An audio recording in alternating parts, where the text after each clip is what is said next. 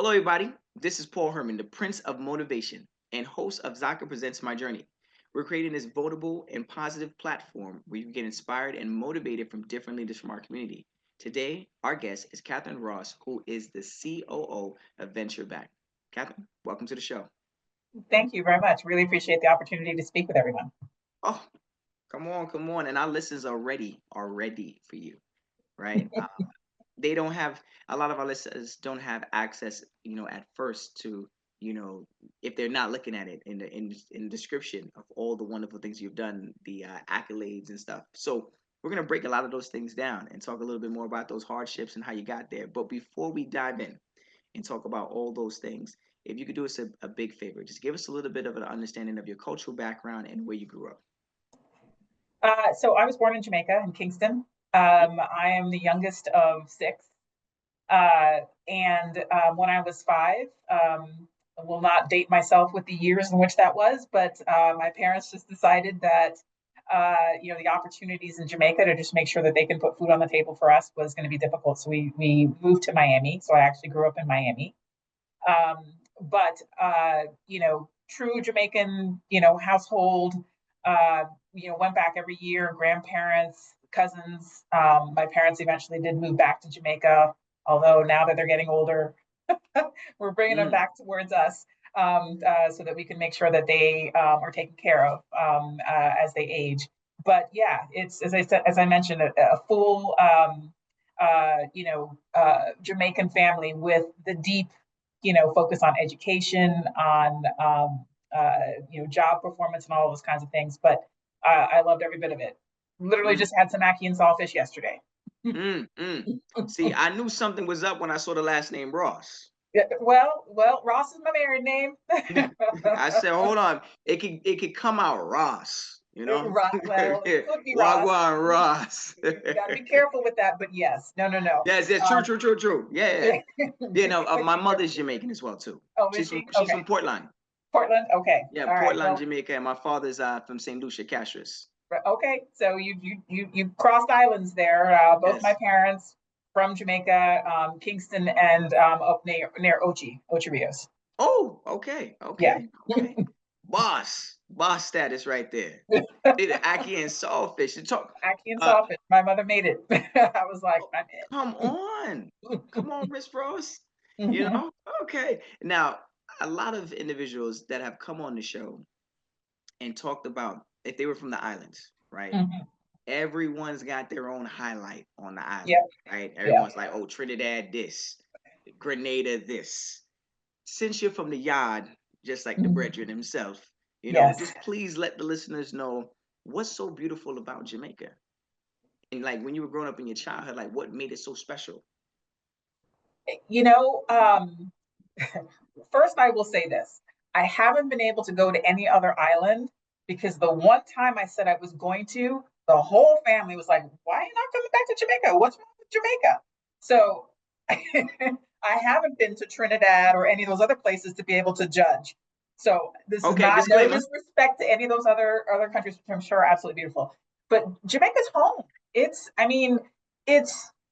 it's that place where you go to where the island is just beautiful, where you've got the trees, you've got the beach, it's right beside each other. You don't have to go hours out of your way to be able to see one or the other. It's For me, it's the memories of childhood. And even now, my parents, because they have a home there, it's standing on their balcony, reaching out and picking a mango off the tree.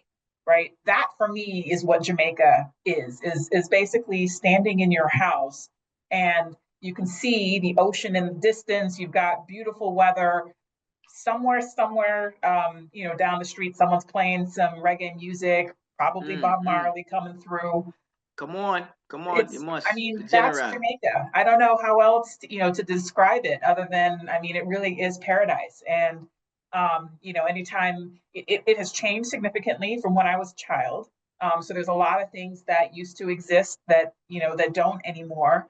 But it's just evolved with the times, and it's still a place that even my kids now want to go back to just to be peaceful, right? It's the place where we go where they don't get to play video games and things like that. It's like, no, go outside, go Yep. to the Come beach, on. go wherever. This is that place, right? Where you're not Mm-mm. watching TV and you're not on your video games. So Mm-mm. I love the I do. island.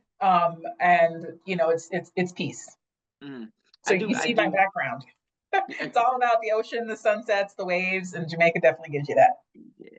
There's something about the Jamaican culture, and a lot of the individuals that have come on the show that are of Jamaican descent. One thing is the vibration. I give it to all the Jamaican individuals, thought leaders that have come on. Everyone had like this, like you felt like the conversation was like right in front of you, not even in the screen. It was like they were Mhm. in your living room or in your Yes. kitchen or in your office, wherever it is. The vibration. I love the fact that the culture was just always big on music, and Absolutely. dance. Like that's one group of individuals. No matter where I go, I could just tell they're Jamaican when they get together in their little clusters and stuff like that. I remember going to Kingston, and you could have like 20 different groups all doing 20 different dances, and it's just doing on repeat. And I would be like, Mhm. "This is how we going to dance tonight?" I'm like, "But hey, Yes. look, but we was in the heart of Kingston, right?" And that's where from some of the greats dances that have originated a lot of these dance hall movements that Yes. have spread around the world, right? And things Absolutely. like when you think about dance and how the Jamaican culture has truly impacted dance, so from just being in Jamaica, being the movement, being born and raised in Jamaica, to then Mhm. traveling around the world to being implemented into something like Zumba, Right. right? Right. And being Yep. like in something so commercialized, right? Something so it was like the mango. That's how I describe it, or I think about it. It's that mango that they pick and they say, "Well, this is nice little mango," but the mango was born and raised in Jamaica. Hmm. You might take it back to the states, wrap it all up. You know how they do. Absolutely. You say vibration. I call it the heartbeat. I mean, it truly is a heartbeat that carries you through. And that heartbeat transitions, as you mentioned, into sound, which is the music. I had the privilege of going to Africa on with a nonprofit a couple years ago, and so surprised. You've seen the Bob Marley, biopic and things like that, but so surprised to be in Accra in Ghana. And there's this whole museum, right, Yeah. that is, dedicated to him and the music. And it's just really impactful to see how much the music, the culture, and everything else is infused into other parts of the world. Mm-hmm. And to know it came from that, so it's good to be a part of that. What is like one of the biggest lessons you learned during that transitional period? Coming from Jamaica into the States. I mean, obviously, I know that the weather was definitely a big culture shock, and I know that obviously the environment was definitely there was no mango trees in possibly in Well, Miami that you can kind of pull there's from. mango. Well, there probably is. There wasn't at our house, but somewhere in Miami. You know, um, I think for most Caribbean families, absolutely for my Jamaican family, one of the biggest things that I mentioned before, and it still cultivates through even to me and my kids now, is just education. Mm, And it was a focus on school and the focus on, excelling, if you will, within school and whatever you were moving to. I think that the biggest cultural shift, my mother still talks about it to this day, is, in Jamaica, as soon as you are potty trained, you are in school. So at 2, right, you start in, what's, I guess, considered pre-K here, but you literally start reading, writing, arithmetic. So, I was doing that at 2. We moved to the States. I barely 5. And kids didn't start kindergarten until they're 5 years old. And so, we moved here. My mother was horrified that I couldn't go to school, right? Until I turned 5, number one. And then number two, I had to go to kindergarten. And kindergarten, they took naps. And yeah, she's you like, like, well, hold on, what we doing? exactly. She's like, she's doing math. Why is she taking a nap? Right. And so I think that was the big cultural shift, was just the difference in the concept of what education is, Yeah, and perspective on it. Yeah. and how that sort of drives through. It ended up that a couple years later they had this, they say, okay, she's far ahead of the kids in first, so they ended up moving me forward, so that I was at least commensurate with the other kids in my classroom. But I think that was one of those biggest things. But even in addition to that, the families of the kids who were, born here in the United States, they also had a very different concept of education Yep. than folks coming in from outside, right? And you just, it um, there was a lot more focus, if you will, on things like socialization and play dates and things like that. Whereas for my Yes. parents, it was like, no, you're here to go to school, go to That come on, school. get the books right after school. Sit at the Right. kitchen Get your table. homework done. Yeah. You can do the play dates after all that's And done, but and first get even that after done. you got the homework done, there was still some reading to be done. Reading to be done. My parents put us in because they didn't, once again, didn't understand the concept of summer, you being out of school for 2 or 3 months in the summer. So they put us in summer school for the next grade, right? Not remedial, Wow. but for the next grade. So every year, you're going to fourth grade, you were in fourth grade, summer school preparing for it. So by the time we got to fourth grade, we got half of all the stuff that they had already done. So, You passed the, so you're telling me you passed the class previously, but your parents were too unfamiliar with the system and was like, I think they should just go to summer school to prepare for the next year. no. So put me in kindergarten when I was 5, and I was already reading and writing and things like that. So in first grade, they said, this is not going to work. They moved me to third grade. Oh, Right. So I'm wow. much younger than the other kids, and they moved me forward to third grade. Um, so fine, I did third grade. It was I'd already done that in Jamaica. So third grade was fantastic. Passed third grade, done. My parents were like, no, no, no, no. She's not going to be sitting at home all summer. Put her in the fourth grade summer school. So I hadn't taken fourth grade yet, but I went to the fourth grade summer school and then went to the fourth grade. And believe me, my sister did the same thing where she did, she was Wow. in fourth grade going to the fifth grade summer. So because they didn't understand this concept of, 2, 3 months not going to school. What? Wow.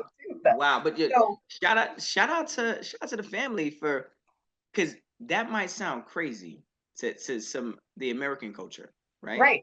But to the Caribbean culture, it's like, no, we're not gonna sit here. We're We're gonna not going to actually, sit here. And they have them sitting at home watching cartoons for 2 to 3 months to come back to school to do what? No. yeah, to So be so disconnected from the studying. exactly, exactly, And the fact exactly. that she And said, you're going into fourth grade, put her in the fourth grade. right. Not even third grade. Fourth grade summers. You haven't even taken the course yet.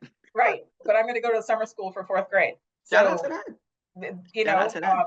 and we did it. Hmm. Summer, Congratulations on that. the summer programs that kids went to, away camps, that was not us. We were in school. Wow. Wow. So, yeah, Congratulations on that.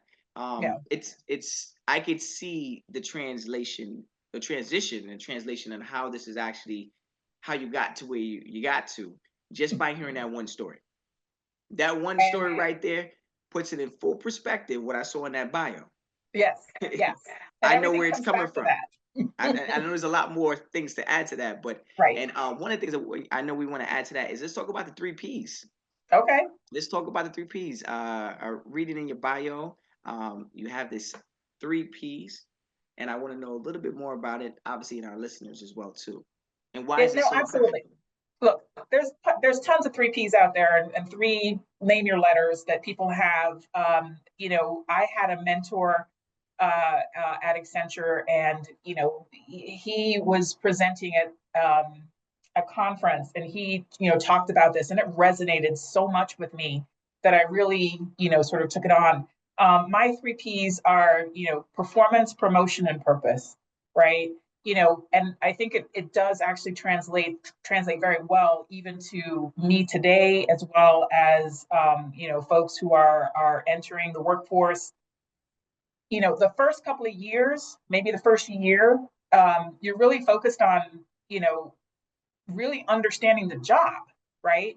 And your goal is, whether you have experience or not, it's to create um, within your colleagues, within leadership, etc., a belief that your expertise or your ability to be productive and generate revenue or whatever it is that you're doing for that company is validated, is essentially based on your work. That's really your performance, right? And it's making sure that you show up every day and you do a really, really good job. It doesn't matter what the guy next door is doing or the girl down the hall or whatever, but what you're doing to generate value. One of the things that we always used to say is, what have you done for me lately? And that's, That's a hot that song. doesn't stop. It doesn't matter if you are first day on the job or 50th day on the job or 30th year on the job. It's what have you done for me lately? And it's sort of, it's the business world.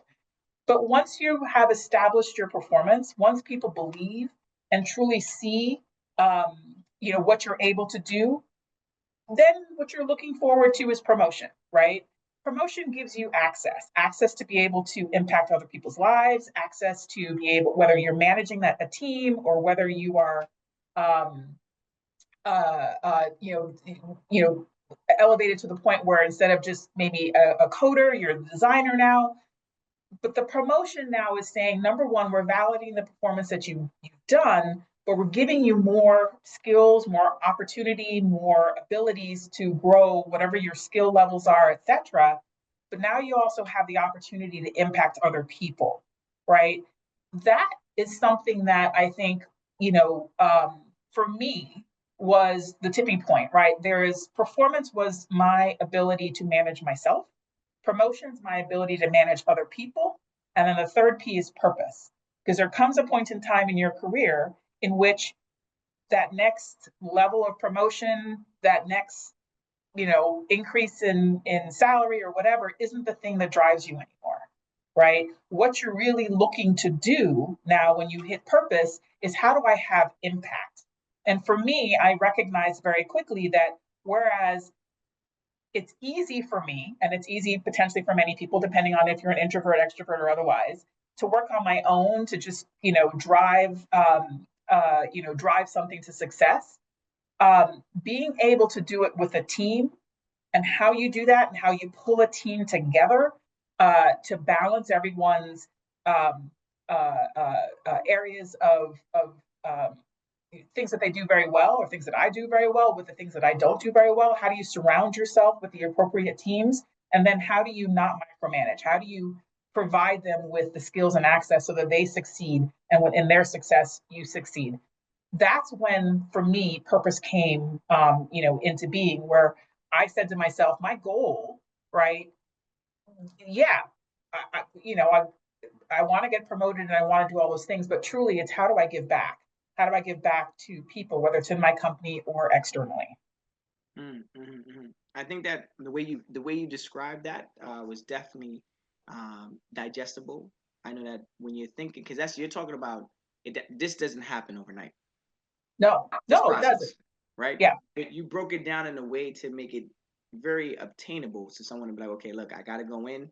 I start something, whether it's me being an entrepreneur or me working for somebody else. Performance is very important. Showing up, you know, dedicating myself, the numbers, how good am I doing? Then obviously promotion, elevating yourself in your craft, and then obviously, purpose. And I feel like I love how you're ending off with purpose, because ultimately, at the end of the day, when you reach a level of success, you look back and you say, why am I even doing this? There's going to be those moments where you question and say, well, I have all of this. I have my house, I have my car, I have a family, I have everything, but then am I really happy?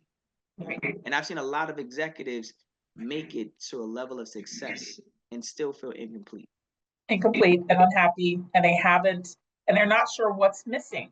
And if you are looking for that, I think it makes a difference. And I left a career with Accenture after 30 years. I was a managing director, did very, very well, and recognized that what I wanted to be able to give, right, I'd hit the ceiling there in terms of my ability to do it, right? And it was now starting to look externally to say, okay, right, where can I go where I can still do, the things that, and bring my skills and experience to bear, but start doing something that actually starts to be a little bit more impactful in a way that I haven't been able to do as a part of a big corporate. And changing over or switching over to being a COO of a startup is vastly different. And I tell you this, I started over exactly like I did in my early days with Accenture, where my first month was about performance. How do I fit in? Right? Doesn't matter that I was a managing director, chief success, and all. That's all great. But I'm in someplace new now, where I'm creating a new dynamic with a new team. And my role and my goal was, in those first, was really about performance. How do I fit myself in? how do I take my corporate experience, not overlay it because it doesn't work necessarily 100% in startup. True. How do I, bring those two things together to truly drive value, right, for, this team, for this job, for this work that I'm doing? So I'm very much, even now, still very much in that performance mode as we are all, coming together to move things forward. And even within this, there will come a point in time in which there will be promotion, but purpose, that was the choice that made me say, all right, I loved what I did at Accenture. It provided me with every opportunity that I could have ever asked for 30 years. And it's also given me the opportunity to make a choice to do something different. And in doing something different, doing something that allowed me to once again hit my purpose, which was, how do I give back? How do I build something new in the ecosystem that ultimately will drive not just revenues, but also social impact. Mm, mm, mm. Well said. Well said. Well said. Now, with the three P's, did that apply to like when you got to college? Like, what was that journey um, at, I want to say, towards the last year of college, in a sense, right? Of studying, you've accomplished a lot. Now you're about to enter into the real world, right? You got your first job. Was Did college even prepare you for what you're about to do on your first job? And did the three P's apply in this first job? Oh, you looking Well, up? You looking up? I'm sorry. well, About to because spill the tea. the first job was the only job for 30 years. Okay, okay, got you. So, Okay. so here's where the three P's and what I will say, I don't know if you would necessarily categorize it as luck or, as I said before, a window opening. Um, I had been in school for 16 years, from elementary through college, right? There was no, that was summers in elementary school and high school was summer school. Summers in college were internships, right? So it was solid 16 years from there to graduating college. And I had, once again, I'm coming from a family where education is prized. My father had a PhD. He wanted at least one of his children to have a PhD. And so uh, you know, I was graduating and signed up and had a scholarship for my master's and my PhD. And I said, you know what? I've been in school for 16 years. The internships don't count. They were just 2 months in the summer. I really would like to just get 1 year of just work experience where, I just came out of the academic environment, went into the real world for just 1 year and had that give myself right the airspace, the space in my head to actually look at who I am and what I wanted to do. Um, so went to the scholarship people. They said, okay, deferred my scholarship for a year. The hardest thing was going to my parents, specifically my father, and saying, hey, I know education is the thing, but I think what I would love to do is just to get 1 year, right? And the scholarship's okay, everything's good. 1 year of just true work experience. And they said, okay. And so I went to the career fair on the college campus. Um, didn't really do much research.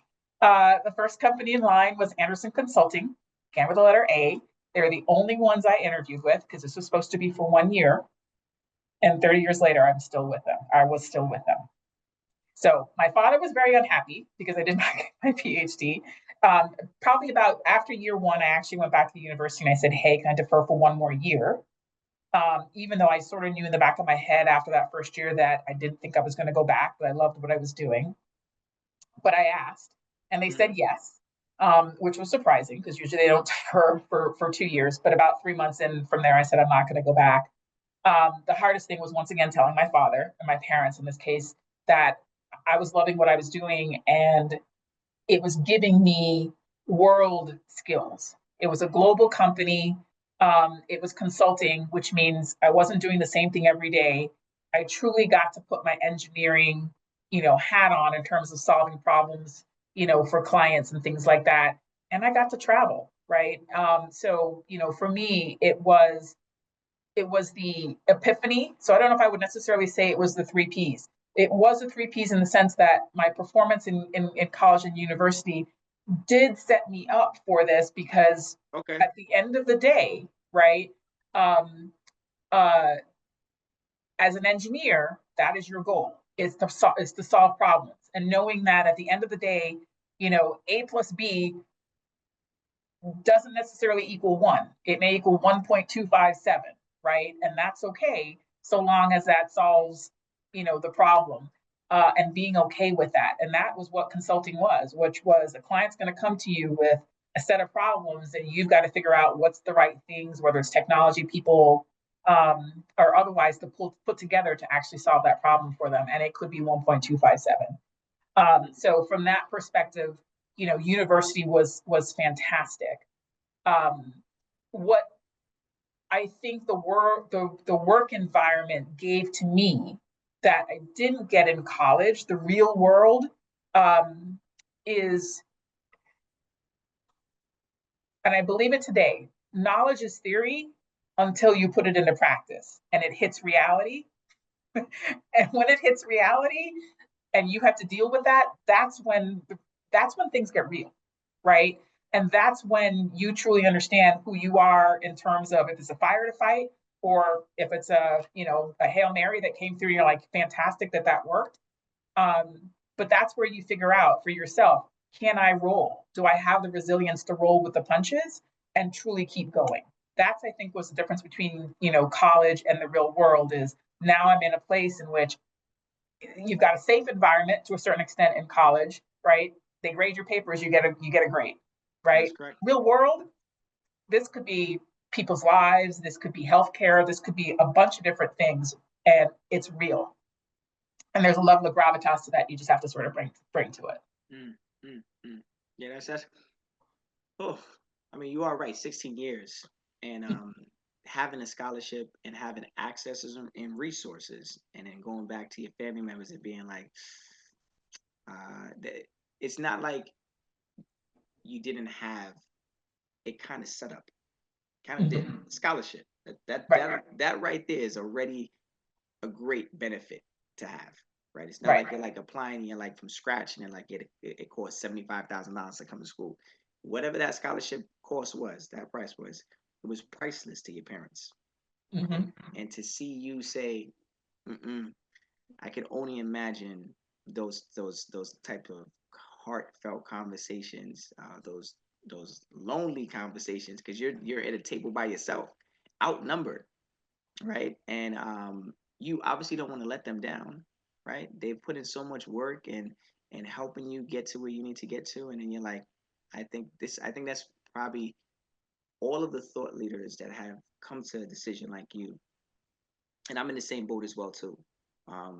One of those thought leaders that it was very hard to even to fill up into the shoes we needed to even have that conversation, because you're standing up to your parents for like Right. the first time in a very intellectual way. Not, I don't want to clean up my room. It's more like, this is my life, that's your life. Like that already is like a big thing. This is who I'm gonna marry, right? When you start having conversations like that, it's a different level now. And the fact that you still That's stuck when you're with, truly an adult. You yes, truly yes. hit it at that point. We're not talking about cleaning the dishes. We No. talk about life.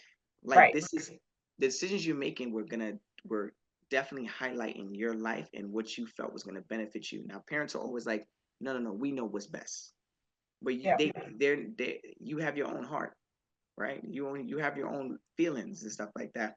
So to be in school or to be at that job and it put a smile on your face, I'm glad that, despite the hardship and that uncomfortable conversation, I greatly appreciate you sharing this story, because a lot of our listeners are probably in the same boat. They're living a double life right now. They're really Yeah. trying to figure out like what to do, how to do it. But one of the biggest reasons why they don't do it, it's not just because they're first or second generation immigrants, or they just don't have the information or the knowledge, because it's 2025. You can find things online quickly, right? Hmm. Letting down their parents. So I'm glad you shared that story, because it truly resonated with me, and I know it obviously will resonate with our listeners as well too. Yeah.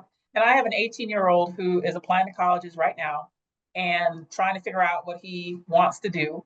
And my husband and I are like, we can't tell you that. You've got to figure it out, right? This is the life we chose. This is the life we live. You've got to go find yours. And this is the opportunity that college offers you, is the opportunity to explore what it is that you might want to do. For me, that choice to I had that same feeling going into college. I didn't know what I wanted to do. I was a math nerd, loved it, Star Trek kid, right? But does that mean that I knew what I wanted to do? Had no idea, no idea.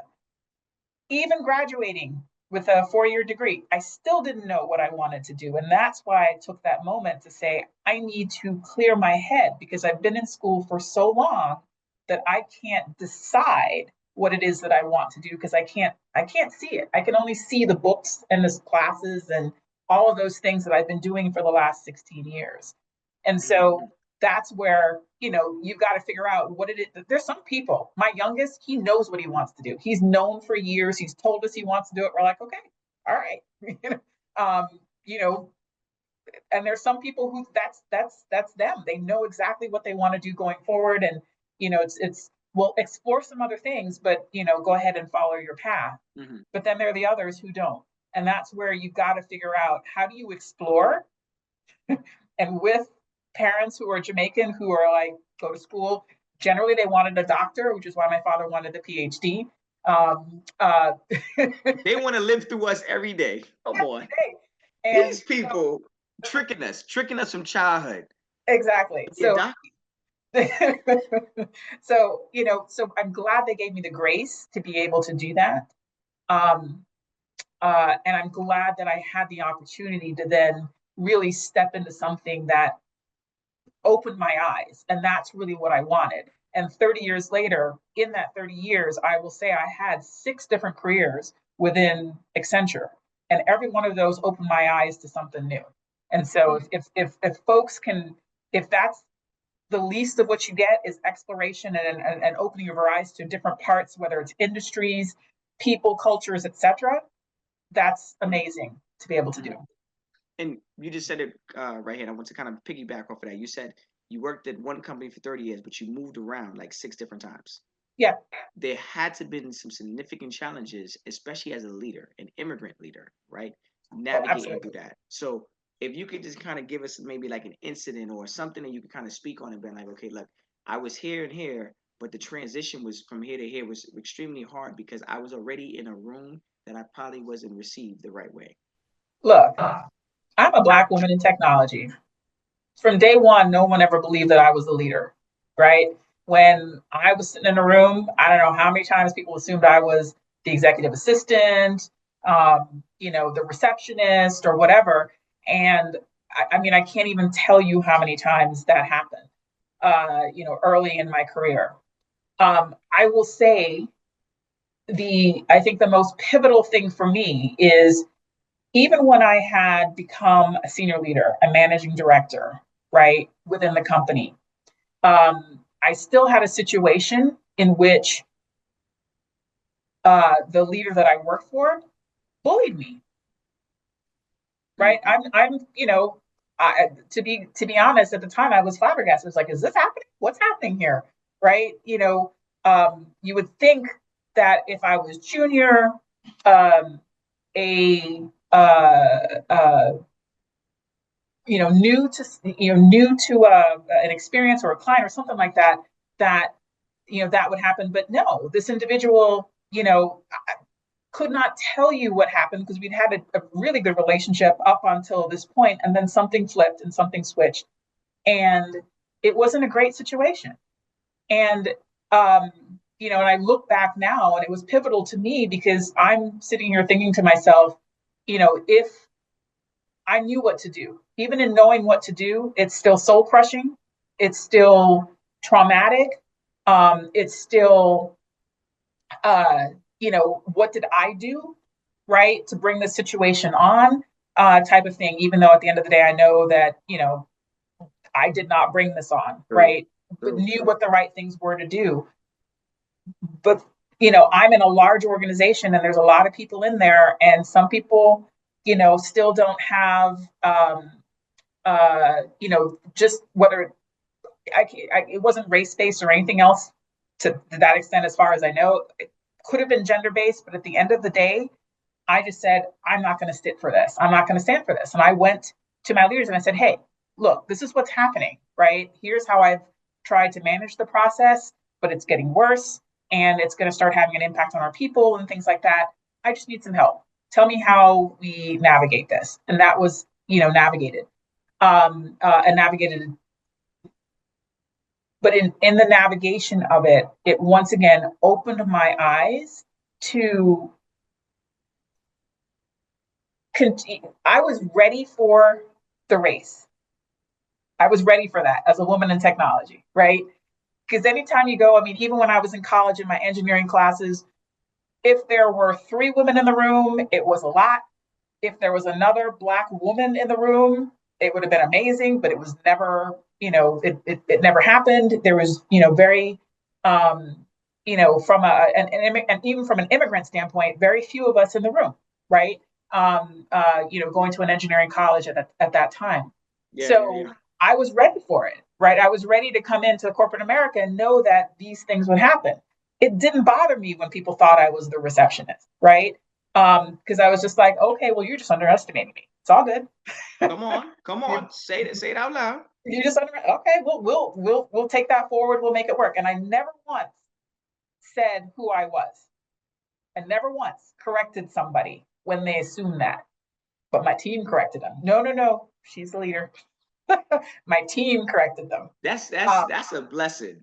That's a Right. blessing. That's a blessing right there. And the reason, was number one, I wanted from a relationship perspective to make sure that if I corrected them, there's a negativity to that relationship that can start. Whereas if somebody else does it, it's a little bit easier. But number two, the same thing. All right, I see who you are. Now I'm going to bring it, right? And Yeah, that's it. That's it. Who That's I am. it. So that never bothered me. Um, You and don't deal with the bad mind people. Absolutely.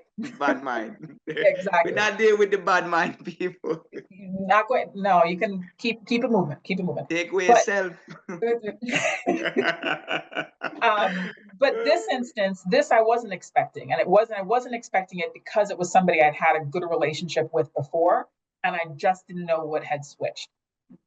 Bottom line here, and the thing that I would impart to people, and this is the thing that I didn't understand in the beginning of my career. It's part of purpose. It's part of promotion that you need to understand from day one. Even in college, look to the person to your left and to your right in college. That person is going to get a job, start a company, do something in the next decade, 10 years, 20 years, right? Your network is your thing that opens doors and windows for you, right? Yeah. And for me, that's what saved me in this situation is that I had a network that number one included his boss, who I'd been friends with for decades before I met him, and others around me who were able to give me the appropriate advice to how to manage that situation. So I managed it, and I managed it well, and I managed it well enough to end up leaving that to a new organization that allowed me to actually accelerate my career. And so it spurred me even more to accelerate. No, this is nice. This is nice. This is nice. It's sad that I think, whether it was a race thing, I think also it's competition. This is what the culture in America has kind of You put know it up. what? As I said, I don't know what the genesis of it was because I've never followed up to have a conversation with that individual to say what Yeah, there's no happened. need to. Yeah. Yeah, Yeah. I didn't need that kind of closure. I was just like, no, you treated me bad. I'm good. Yeah. Yeah. I'll Yeah. move on. And you are right. I'm like how you're breaking that down because you said something very, very important here. You said I could have responded, but it would have started a negative relationship. Yes. Now, granted, you just responding back. A listener, listen, like, well, I would just respond and be like, no, I'm not. I'm the leader, right? In Mm-hmm. someone's head, it doesn't sound negative to just state the facts, right? Mm-hmm. But you were at a place in your life from seeing it back in college to now being in a corporate environment. Just you saying that and reacting back to what they're saying could already cause this negative tension, Yeah, it right? puts them on their back foot. Ooh, Oh, wait, hold on. now it's You corrected me, correct. and so I'm glad that you mentioned that and you mentioned that I never really had to correct them. You let your work speak for itself.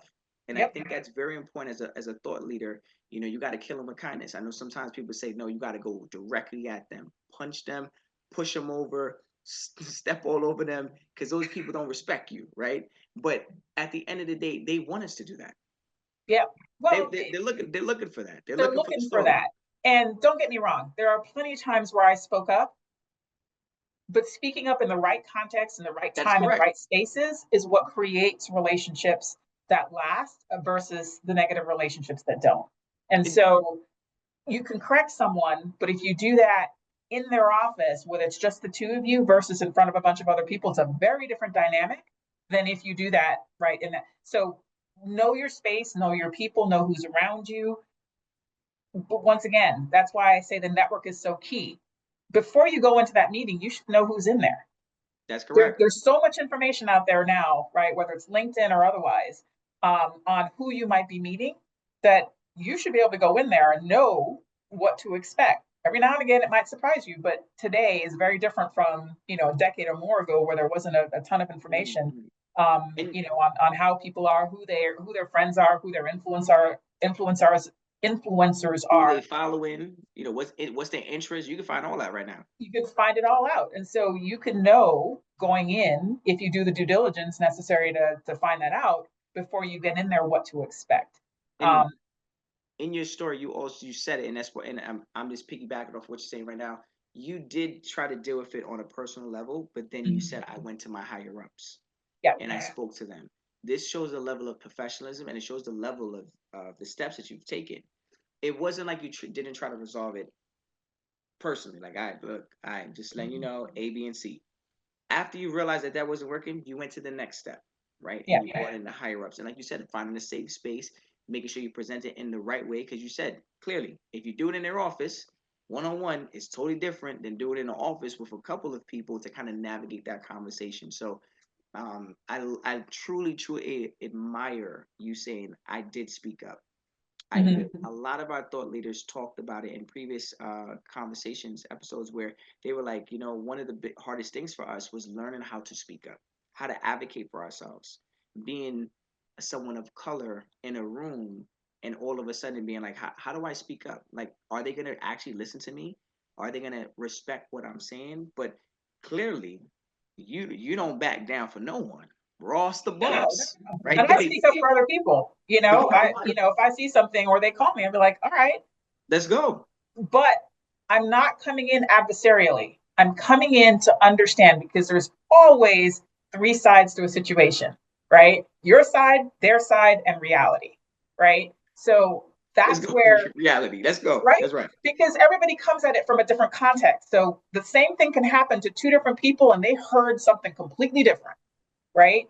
And so that's the key, is if you go into a conversation or with an assumption around somebody's expectations, feelings, whatever, then you have already navigated a conversation in a direction that it doesn't need to go. Versus if you go in anticipating to listen and understand their side of whatever happened, and then explaining or saying, okay, could you think about how this might have appeared? Or so there's plenty of times in which being able to have an objective, stepping outside, stepping back, right, to a situation, really can help bring people together as opposed to divide them. Mm-mm. And that brings me to my next question. I mean, I have 30 years, Accenture, right? Mm-hmm. You that's 30 years of success, 30 years of hardship, right? I'm assuming the three P's is in there. I'm Yes. assuming the whole journey from college is in there, and saying, okay, how do I put this into perspective? Those challenges, those roadblocks, all of that. 30 years, you've gone through a lot of stuff, right? A lot of great accomplishments. Could you talk about one of your most proudest moments during that time? You spoke a little bit of, give us a little bit of insight, but give me like one good moment where you were like, this is it. I'm really slinging right now. So, literally, right off of the situation in which I was not having a great time, was being bullied and everything else, at the end of that, I switched roles. And in that role, right, coming into it, I basically asked, okay, well, what's our inclusion and diversity, right, as a part of this new organization and this role, what's our mandate? And they said, it's whatever you want it to be. And I said, okay, great. And in looking at, we had just done some research that basically showed, I basically joined, in this case, Accenture Ventures, and some research that had been done, and it just showed that underrepresented founders, right, people who were not essentially in Silicon Valley or New York, were getting, and specifically in this case, it was Black entrepreneurs. But if you look at women, if you look at LGBTQ, if you look at, a variety of different demographics, the amount of venture capital dollars that were going to these different groups were less than 1%, overall, less than 3 and 4%, right? And so from that perspective, I said, okay, well, if there's something that I can do, there's a lot of programs that are done internally for our people. I would like to do something externally, right? And this goes to my purpose, right? I would like to create the Black Founders Development Program, right? Which, truly wasn't necessarily just Black founders. It was looking at underrepresented founders across the board. But we were really focused on how do we make sure that we create visibility, we create access for founders who aren't sitting in Silicon Valley in New York, who have fantastic ideas and really just need to get the chance to pitch. That's very nice. To take on you already have a lot of roles and job titles, right? And then be like, you know what, I'm gonna take on this. And this is a big undertaking. This ain't even like little stuff. This is on some you won't know until you know. That's what they used to tell me in school all the time. You won't know until you know. So the fact that you did the research and found out, that's like statistics, right? Numbers don't lie, right? At the end of the day, unless people move the numbers around. We know how some people do sometimes, right? Yeah. But we talk about real numbers, the reality, right? Because it's their side, your side, and the reality. The reality is that those numbers don't lie. So the fact that you find out like 1% or less than 3%, right? That's massive. Like, where's all this money going? It's not going to the people, right? That need it. No, it's going to people. It's just not it's not giving everybody a chance to be a part. It's not equal. It's not equal. It's not giving people a fighting chance. It's not giving people, and some of those people have some really great ideas, but it would never come into fruition because they don't have the proper funding. And this is when people get annoyed. It's when they take money out of their own pocket. They take money out of their kids' college tuition or some their last bit of savings to kind of launch this big idea and still not have the backing that they need. Versus the other individual on the other side of the fence has backing the minute they open up to the minute they say, you know what, I don't even want to do this anymore. I'm gonna sell it and make millions of dollars. So I'm glad you brought it to the attention of these individuals because stuff like that needs to be shared. Yeah, right? Absolutely. And I had the privilege that my leadership was completely behind me, right? I mean, I named it Black Founders Development Program. The P was small, and our acronym was BFD because it was a big deal, right, within that company to be able to do something exactly like this. And I was incredibly honored that they gave me the opportunity to do this and to drive it forward. And, when I left, I was incredibly honored to pass the baton, to another Jamaican. You don't know, say Yardis and things. Look. Come on, we must give thanks and praise. You must. But to be able to, to pass the baton to, to someone, in this case, to John Smith, who's driving it forward and doing some really, really great things, because I felt that, okay, I've done this for 2 to 3 years. I want to make sure that I'm not being stagnant, that my ideas may or may not be the only ones or the best ones, or, right, I wanted to make sure that there was always going to be a freshness, if you will, to this program that would evolve with the times, right? And so I felt it was the right time for me to transition, which is, when I decided to leave Accenture. But I am incredibly, still look back at the impact I was able to make both on the company, Accenture, but on these founders themselves and the ability to give them access and visibility externally with other corporate venture capital groups as well as other venture capital groups. Well, congratulations on that. Congratulations. And I'm glad that you passed it on to somebody else and got them up and running, and you laid down the groundwork in order for someone to be successful. Yes. Sometimes people build something and they build it very sloppy with no foundation, then they pass it on to the next person, and then they question, why did it fail? Why did it fall? Why did it not thrive the way it should have? But it's because the transition between the next person, and it kind of puts it. I'm glad that you did it the right way again, because your your time frame of you doing it, people looked up to you. They already said whatever you want to do, right? Mhm. You help the next person out by paving the way for them and helping Mhm. them know some of the systems in place to be a really good leader.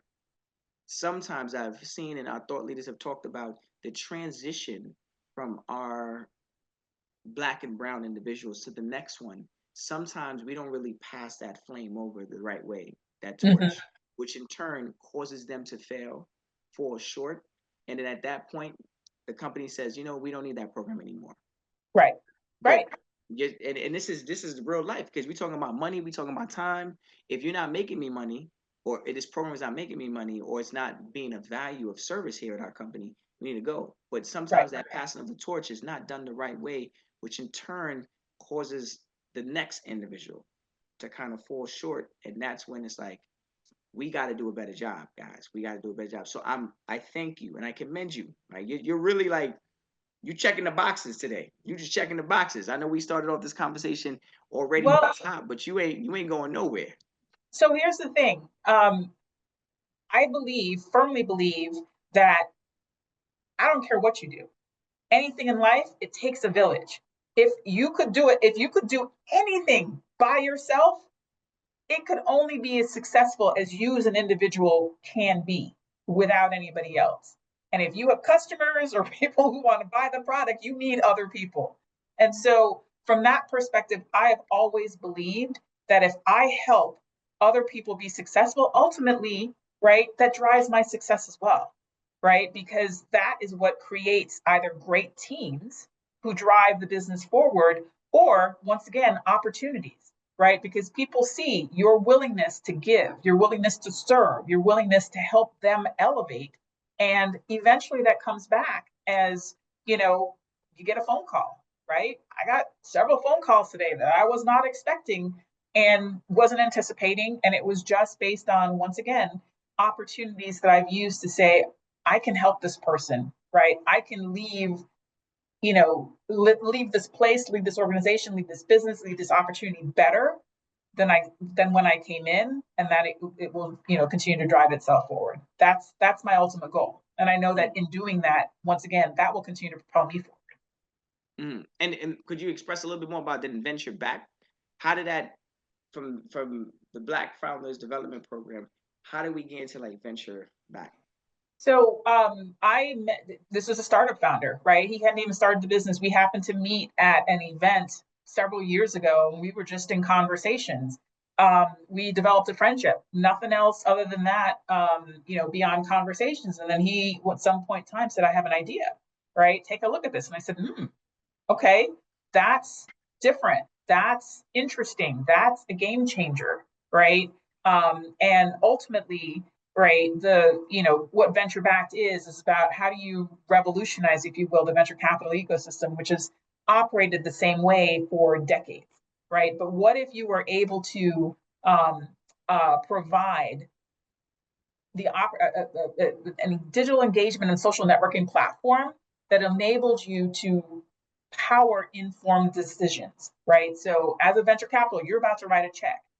And in many cases, right, once again, this is the whole reason I started the Black Founders Development Program. You write that check to somebody you know because they know your neighbor, they went to school with your kids, but there's some sort of connectivity in there that gives them a level of faith that, you maybe know what you're doing, right? To your point, the people who get the checks over and over again, right? Because they're in an ecosystem, in a community in which they know each other, right? And success, failure, etc., they feel comfortable because I know that person. Versus, hey, great idea, but I don't know you. Will you be able to do it? Should I write that check? How do you make that decision about where you write that check? And then how do you feel comfortable after you've written that check to make sure that, that this business is actually going to succeed? And that's what venture back does, is it creates that digital platform that it helps you make those decisions by looking 360 at not just the founder and their product, but the investor and what their investment thesis is, and making sure there's a good match. So you help the individuals investing, but you also help the individuals pitch it as well.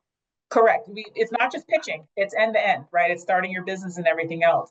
And ultimately, if you look at what my last days with Accenture was sitting on our venture capital committee, or investment committee, looking at startups, working with the Black Founders Development Program to give them access and visibility, and switching, right? If you think about my purpose in terms of wanting to build and wanting to give back, what Venture Back does is now I'm helping to build something that's net new, but it gives back in the sense that it democratizes. It doesn't matter whose name, right, is on, it's about the data.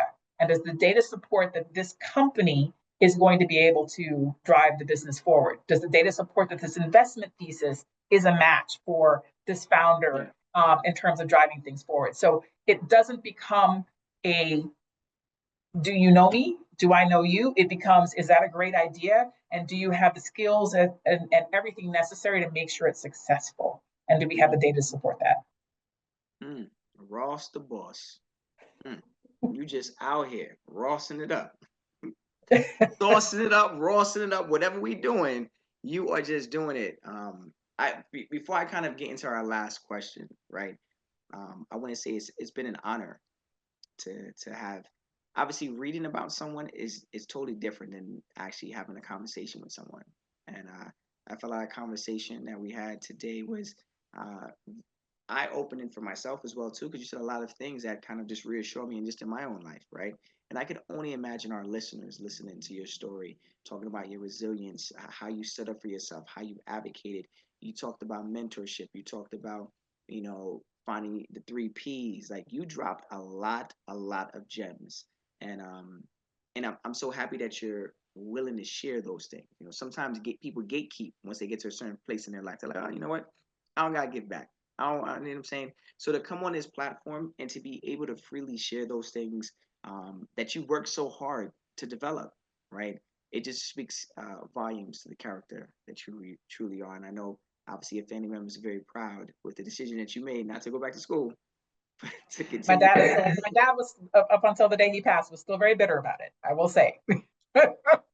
Well, shout out to Pops. I'm saying he knew what he was talking about, but I think he knew I was happy. Yeah, that's right. He just wanted you to be happy. So I'm glad that you have made a path for yourself to be happy, but also provided a level of happiness for other individuals along the way. And I feel like that sometimes is a hard thing. They always say take the speck out of your eye first before you take it out of someone else's, right? And to know that you're willing to do it, get your hands dirty, right? Is a beautiful thing, and it's a hard thing to do, and it's only a selected few people that could do it and do it well. And Ross the boss, you are that person. I'm going to take that phrase, Ross the boss. I don't know if I can get my children to call me that, but we'll see. I don't know. Ross the boss. That's how I said. That's like some Caribbean name on the, because every Caribbean person in Jamaica had a nickname, right? Right. Wagwan King, Wagwan Dumpling. Yes. Yeah, so Ross the boss. Right. I'm going to take that home and see if I can make that one work. But I really do appreciate the opportunity. I certainly wasn't perfect. I learned a lot in those 30 years. I'm always willing to talk to people about, my journey. I don't think it's necessarily, I think it's, it's my journey, but, hopefully has some nuggets in there that are helpful to others in terms of, things they can think about that may work for them. Mm-hmm. And is there any one last bit of advice that you could give? Are you kind of like start to tap into something right there? I just want to make sure we leave away with that last gem from Ross the boss. My last gem is the thing, as I said, I'm still marveling at today, as I said, and the number of phone calls just out of the blue, not just today, but this week, right, that I just wasn't anticipating. And all of those were as a result of my network. Once again, look to everybody to the left and the right of you. Keep your relationships, even if you catch up every 6 months, every 3 months, whatever, reach out and make sure that you do that, because you never know where someone might say, hey, didn't you? I got an opportunity, right? Or do you know about? And, so I've been very blessed in the sense that I have those opportunities that have been coming in, but they're also based on the fact that I've given, right, and I continue to give, and I look for opportunities to give, to help, as someone said, to serve. And when you do that, ultimately, that ultimately propels you forward. So, I'll leave it at that. To say that my village is strong, and I keep adding to my village. As time goes by, and in doing that, the support that you get that's necessary to lift you up when you're down or to drive you forward is tremendous. Well, Ross the boss, I just want to say thank you again for joining us this evening. Again, just giving us a lot of great insight on your journey, the goods, the bads, the uglies, and sharing a lot of gems with our listeners. I greatly appreciate your time, and again, for just being present with us. Thank you. And I want to let the listeners know, if you want to hear more inspirational stories like Kathryn, please check us out on ZakaConnect.com. Follow us on our social at Zaka Connect, and follow our feed, Zaka, wherever you listen to your podcasts.